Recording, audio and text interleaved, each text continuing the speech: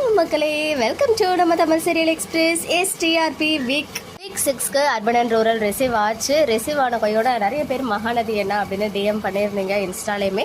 So மகாநதியோட TRP last வீக்கை compare பண்ணும்போது ஒரு நல்ல இம்ப்ரூவ்மெண்ட் இருக்கு. எஸ், லாஸ்ட் வீக் 3.76 இருந்தாங்க. இந்த வாரம் பார்த்தீங்கன்னா இம்ப்ரூவ் ஆகியிருக்காங்க. 1 பாயிண்ட் இன்க்ரீஸ் ஆகி 3.85 ஸ்கோர் பண்ணியிருக்காங்க. ஸோ ஓவராலாகவே விஜய் டிவியோட பிரைம் டைம் சீரியல்ஸ் ரேட்டிங்ஸ் எல்லாமே லாஸ்ட் வீக்கை கம்பேர் பண்ணும்போது இந்த வாரம் இன்க்ரீஸ் ஆகியிருக்காங்க.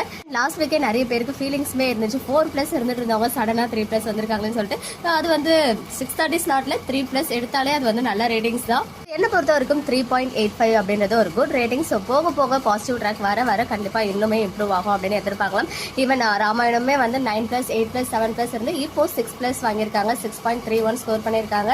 அண்ட் அதே ஸ்லாட்ல ஜி தமிழ்ல வள்ளியின் வேலன் வந்து 2.55 ஸ்கோர் பண்ணியிருக்காங்க. இன்னும் நம்ம எக்ஸ்பெக்ட் பண்ற சீன்ஸ் எல்லாம் கொண்டு வந்தாங்கன்னா டிஆர்பி ஸ்டெப் பை ஸ்டெப்பா வந்து வீக் பை வீக் வந்து இன்க்ரீஸ் ஆகிறதுக்கு நிறையவே வாய்ப்புகள் இருக்கு. இப்போதைக்கு அர்பன் அண்ட் ரூரல் தான் ரிசீவ் ஆகிருக்கு. இன்னும் அர்பன் டிஆர்பி கிடைக்கல. அது எப்பயுமே வந்து கொஞ்சம் இன்க்ரீஸ் ஆகிதான் இருக்கும். யூஸ்வலா விஜய் டிவியை பொறுத்த வரைக்கும் அர்பன் வந்து அதிகமா இருக்கும், அர்பன் அண்ட் ரூரல் கொஞ்சம் கம்மியா இருக்கும் கம்பேர் பண்ணும்போது. அதே மாதிரி ஜீல வந்து பாத்தீங்கன்னா அர்பன் கம்மியா இருக்கும், அர்பன் அண்ட் ரூரல் வந்து அதிகமா இருக்கும். ஈவன் சன் டிவிலையும் அதே தான்.